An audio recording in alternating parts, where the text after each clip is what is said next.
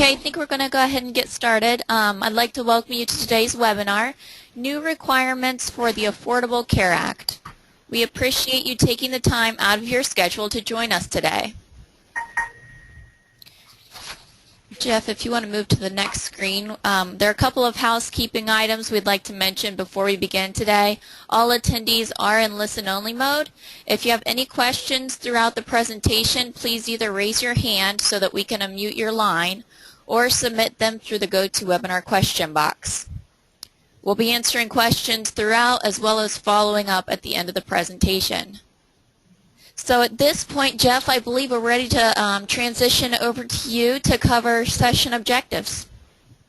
Okay, well thank you, Cheryl, and thanks to everyone who's on the webinar today. We feel that this is a very important topic, so I'll start off with just kind of an idea of what our objectives are for today. What we'd like to do is provide an overview of the Affordable Care Act and options to address it using Dynamics GP. Our assumption is that the majority of you are using Dynamics GP for payroll today, and we certainly want to make sure that you know what efforts Microsoft is making and what your options are in regards to addressing the Affordable Care Act at this point of transition. So certainly want to make sure that we're headed in the right direction with that. So I guess first of all, I'm going to start this off by with a disclaimer, and that's normally not a positive, but I think it's important for us to let you know that this session is really meant to help provide you with information to make good decisions. And we just want to make sure that you understand that SOCIAS is not does not act as the final authority on the Affordable Care Act. And we want to make sure that if you have questions that you should please consult your benefit administrator and they can help with more details.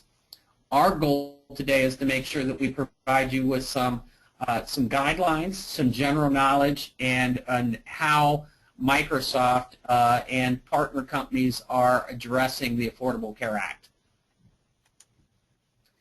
So we're going to take this general approach is what is the Affordable Care Act at a high level, what are the reporting requirements for the Affordable Care Act, and then how do you prepare for this. And obviously if you've spent any time reviewing any of this, you know that really the first big reporting time will be probably January of 2016 as we finish our year. And so we want to make sure that you're giving yourself enough time to have the information ready and the tools ready that you need. So just to kind of step back a minute and just give you a high-level definition, really the Patient Protection and Affordable Care Act with addendums is known as the Affordable Care Act, and also has been called Obamacare. You hear that on the news pretty much every day. This was originally signed into law in March of 2010. The major objectives of the Affordable Care Act was really to increase the quality and affordability of health insurance, lower the uninsured rate by expanding public and private insurance coverage. So really this is really meant to make sure that everyone has insurance coverage. And then also to reduce the costs of health care for individuals and the government. So I just want to start off by talking about what some of the requirements are. So first of all, the employer shared responsibility rules basically state that all businesses with over 50 full-time equivalent employees must provide health insurance for their full-time employees or pay a per-month employer shared responsibility payment on their federal tax return. So this is really important for any organization with 50 full-time equivalent employees or more. And in a moment we'll talk about what that means. Then the employer reporting rules really are that all businesses with over 50 full-time equivalent employees are required to file information returns with the IRS and provide statements to their full-time employees about the health insurance coverage the employer offered. And so that really leads to the reporting requirement that will come about. So I think the first thing that really we have to define is who is considered a full-time employee. So really a full-time employee isn't maybe what you might think of a full-time employee traditionally as a 40-hour per week employee. Really a full-time employee, according to this act, is really any employee who's employed on an average of at least 30 hours of service per week. And I think actually it's defined broadly also as any employee that works 130 hours per month. So really a lot of what the responsibility of the software solution is going to be is monitoring those employees and determining which employees should be considered full-time. So for hourly employees, each hour for which the employee is paid or entitled to payment is counted. Now, notice that that doesn't say the number of hours that they've worked. It's the hours for which they were paid. So really what that gets down to is it covers things like FMLA, breaks, jury duty, etc., for which an employee is paid but may not be working at that time. Also, employees' hourly or salary status doesn't necessarily determine the full-time status. That's kind of what we're talking about here. So all have to be considered. So ongoing employees, new employees, variable hour employees, part-time employees, and seasonal employees.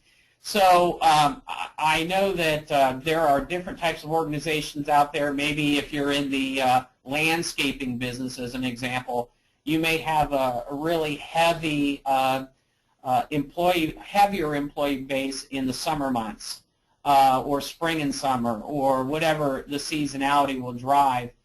Also, if you're a staffing organization, your employee count may vary based upon customer demand and things like that. So when you're looking for what is a full-time or full-time employee or full-time equivalent, you got to take all of those things into consideration. So basically, how do I determine full-time status? Well, you have to monitor that. So there are really what's called a measurement period, or some call it a look-back period, and that's the period of time for which the hours are calculated.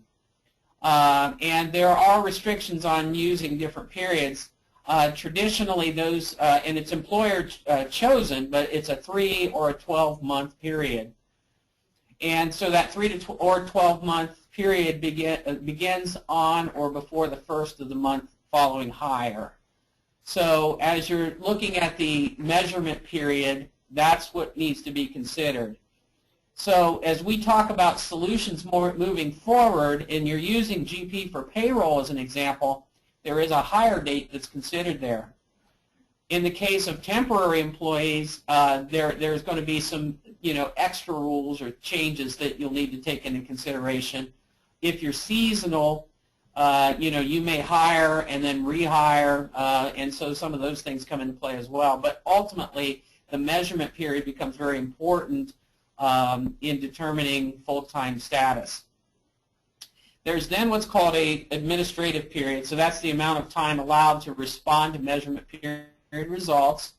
And if you're doing this manually, and you know GP Payroll out of the box is not going to offer this capability, so you're going to end up doing this through some sort of manual way, and that's why we want to make sure you know what your options are. So up to 90 days immediately following the measurement period is the time to respond, and so it cannot end after employee's first anniversary. The stability period is then the period of time, and you'll see these, and we're going to point to some guidelines and some rules that you'll want to pay attention to. But the period of time the employee's full-time status remains stable, that's what the stability period is, and it must be longer must be the longer of 6 months or the length of the measurement period. So if the measurement period is 12 months, then the stability period should be 12 months. So then what types of health insurance coverage complies? As defined, it's the minimum essential coverage that's required by the Affordable Care Act, and that meets ACA coverage mandates, but it also covers dependents, and there's no cost preventative service, but a dependent is dependents that you can include are biological and adopted up to age 26. So if you have college-age children, those types of things, they can still be included. Grandchildren, foster children, stepchildren, or other relatives, but not grandchildren, foster children, stepchildren, or qualifying relatives. So really, your dependents are going to include your children, biological or adopted. Okay, and so this really plays into the whole concept of making sure that everyone is covered, everyone has coverage. The minimum value plan, the guidelines say that the plan must cover at least 60% of the total allowed cost in certain categories of benefits. And really, when we say categories of benefits, the Affordable Care Act really focuses on medical insurance or medical benefits. And the only time others, such as vision or dental, are included are if they are bundled with your medical plan. If they're separate, they would not be included.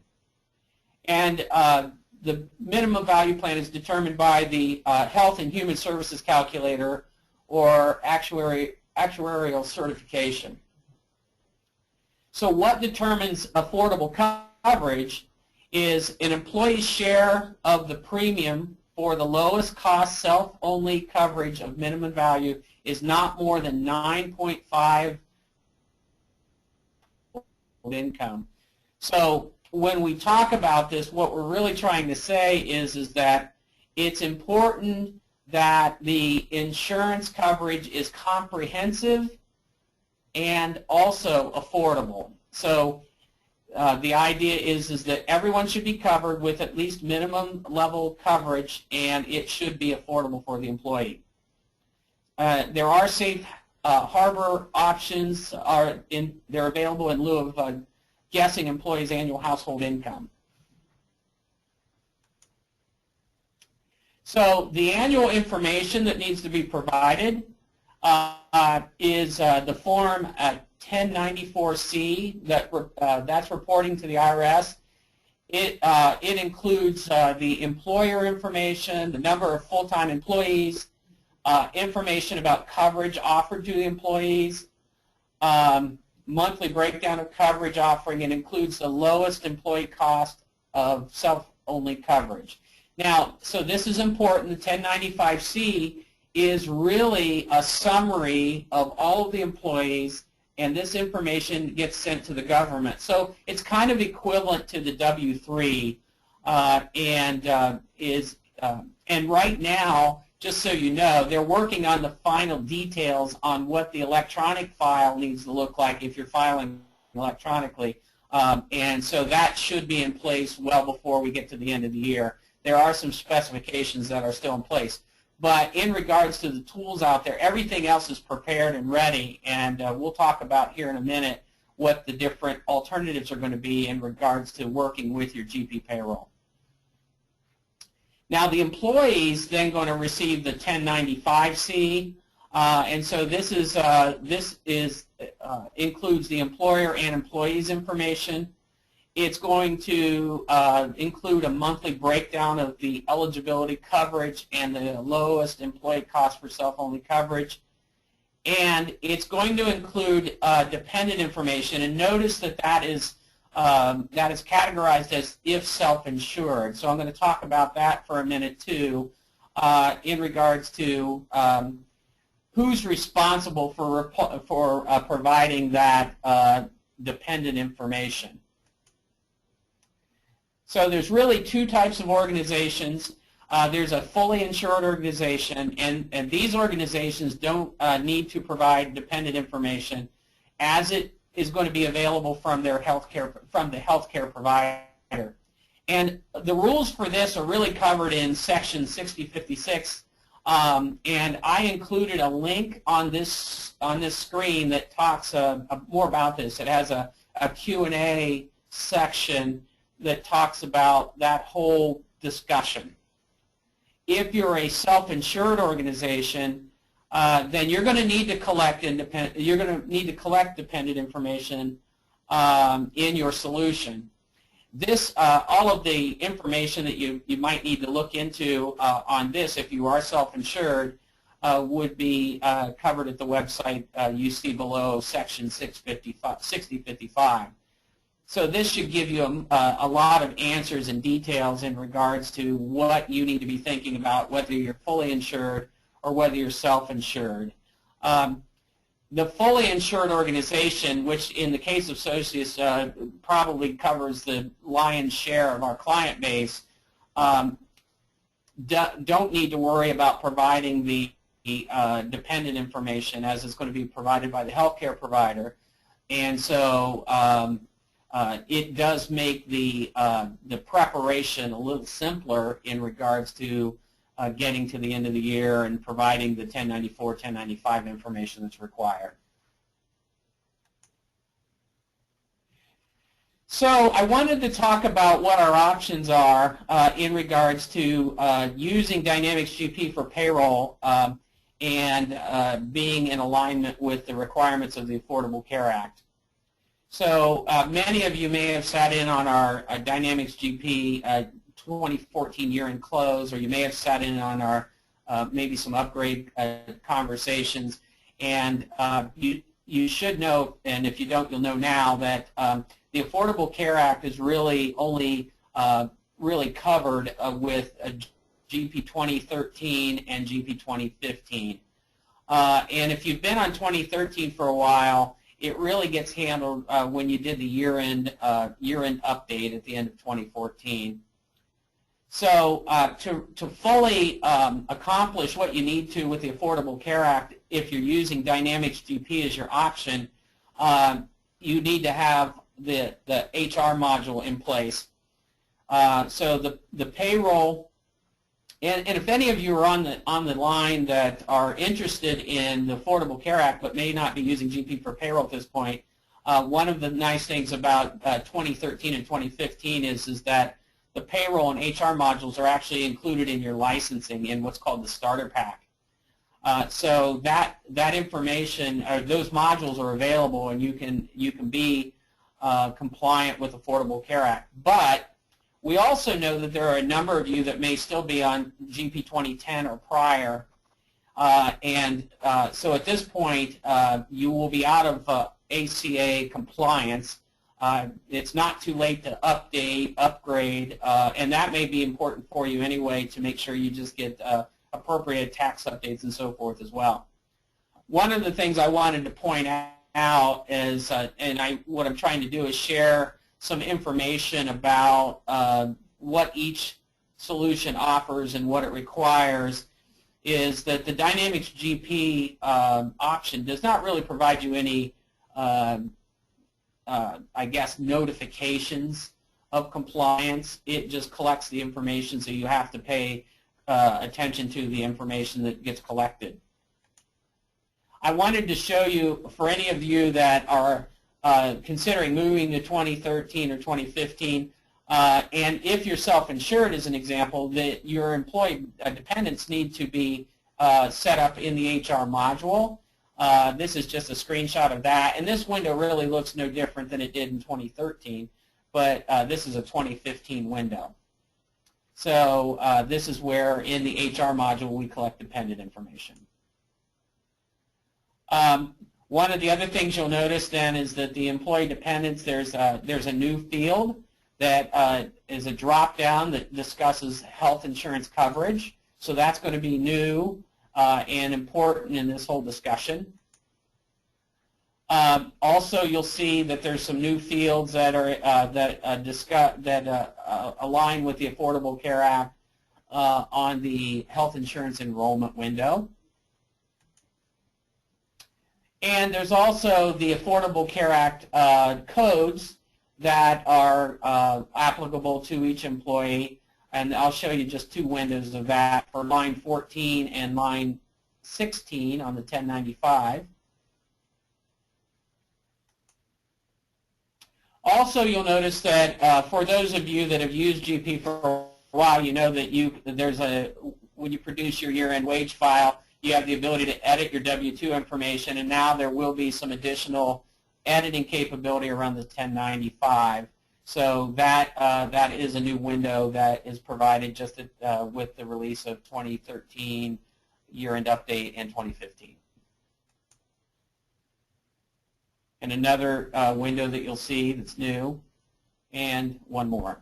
So basically, what I wanted to point out to you is if you haven't updated or haven't loaded the latest updates, these windows won't be in your system until you do. So the next option that's available is a tool called Greenshades.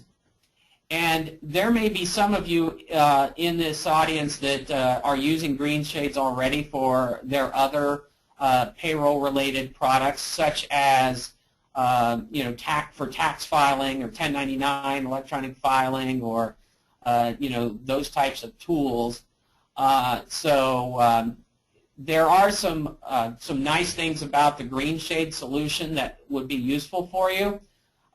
First of all, it's a .NET application, so it actually sits outside of Dynamics GP, which means it's independent of GP, but it's using GP exclusively for its information, and it pulls its data from GP Payroll. So one thing that it does not require is it does not require that minimal setup of the HR module inside of Dynamics GP.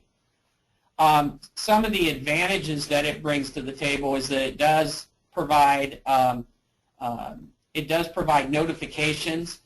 So it is a monitoring tool, and it provides notification when there are issues out of compliance. And maybe as important, if not more so, for those of you that are still on 2010 or before, is that it allows you to be in ACA compliance on GP 2010. So that's something to consider as well. We still encourage you to move beyond 2010, as it is no longer in mainstream Microsoft support.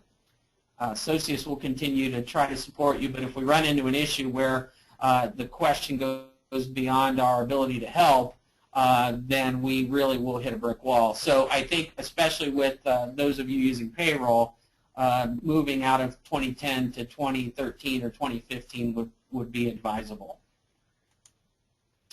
Let me go back to that one more time. So it's a .NET application, so it is not going to be, it's going to be independent of GP. So keep that in mind. As I go to the next solution, there's a product called SIPNEO. SIPNEO also is a very comprehensive product that addresses Affordable Care Act. The product's called SIPNEO ACA Reporting. It is actually developed in Dexterity, and what that means is that it is created with the same tools that Microsoft used to create GP, and is actually embedded in the interface of Dynamics GP. So the advantage is that it is an application that is in the familiar menu scheme and is right inside of GP for you. The disadvantage is that it requires, for this monitoring and everything, it requires that you be in GP. However, it does not require the GP HR module, as Greenshades doesn't as well. So if that's just an option in regards to how you move forward. Jeff, we do have a couple of questions if you want to take a break here. That would be great. Let's see. Will there be a component to report persons who elect to waive? Yes. Yes. And I know that in my conversations with Greenshades and SIPNEO, that is indeed the case. Another question here. Does the Greenshades option accommodate the dependent requirement? It does, and so does Sypneo, and so will this third one, AIM Technologies, that I have here. They do. If you're a self-insured organization, it's just a matter of if you're not using HR, then they give you an opportunity to collect dependent information through their solutions. That's it for now, Jeff. Okay. All right. So good questions, by the way. The third option is from a company called AIM Technologies. And like Greenshades has been involved in the Dynamics GP environment for quite a long time, they have what's called the ACA dashboard. And it's a little different as well because it's a web-based application. And like Greenshades, it actually works with multiple accounting and payroll applications. It's not isolated to just GP. It does not require the GP HR module to operate. But like the question was asked, it does have the ability to collect that information and address the issues of dependence for those that are self-insured.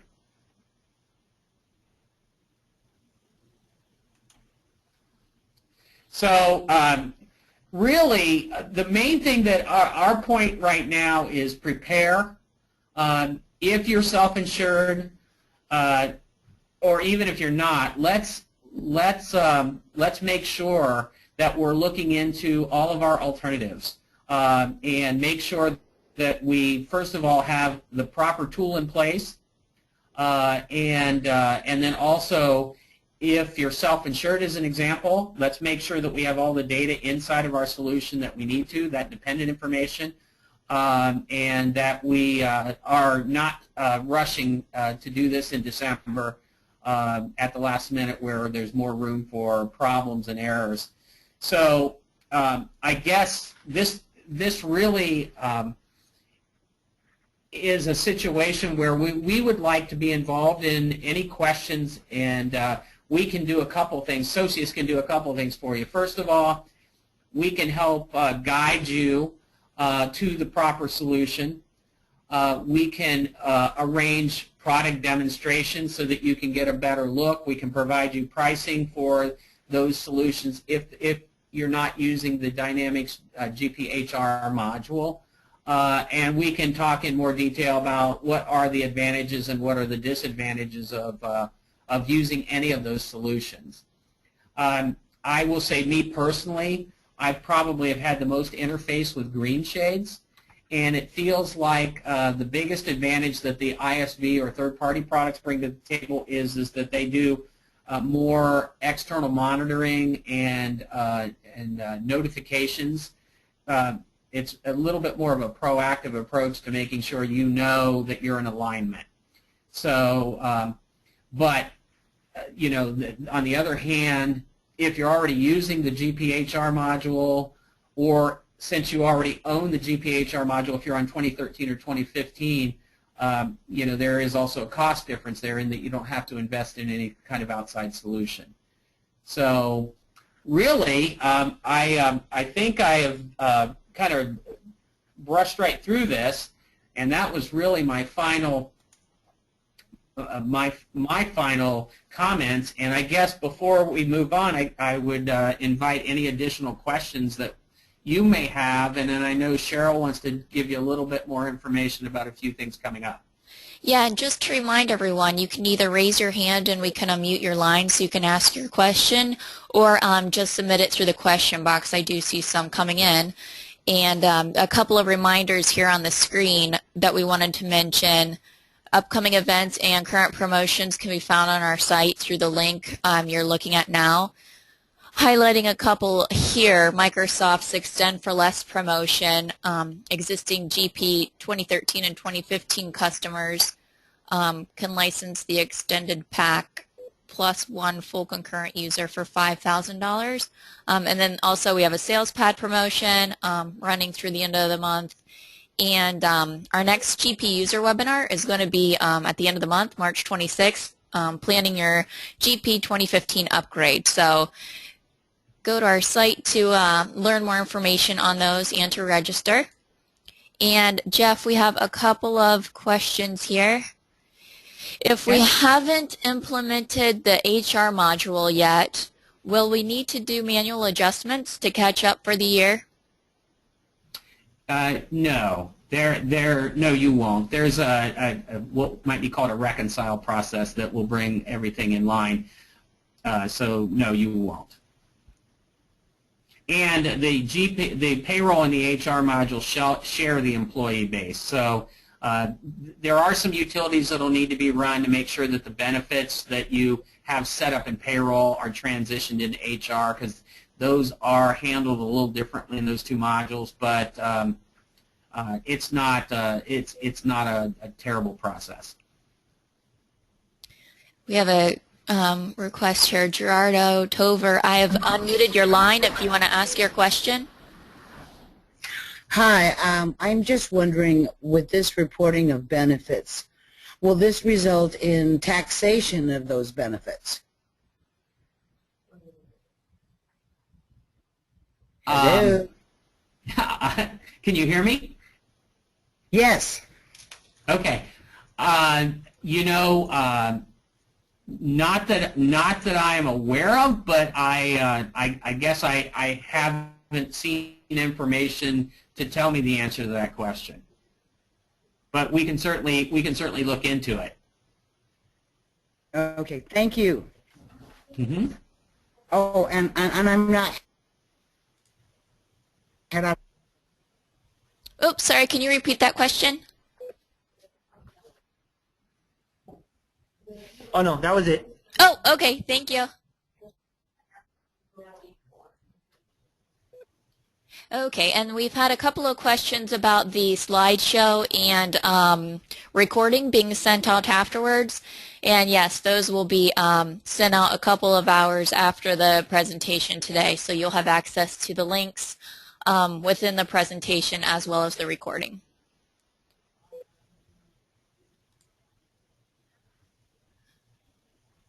So it looks like that's all the questions we have for now. Jeff, if you want to progress to the next slide there, Jeff's information will be up on the screen if you have further questions after that you think of after the presentation today. We'll stay on the line. I think, yeah, I just wanted to say, Cheryl, in answer to that last question, you know, that may actually end up being a question that would be best maybe best answered by the benefit provider that you work with as well. They probably could give you a fairly complete answer in regards to the tax effects of this reporting.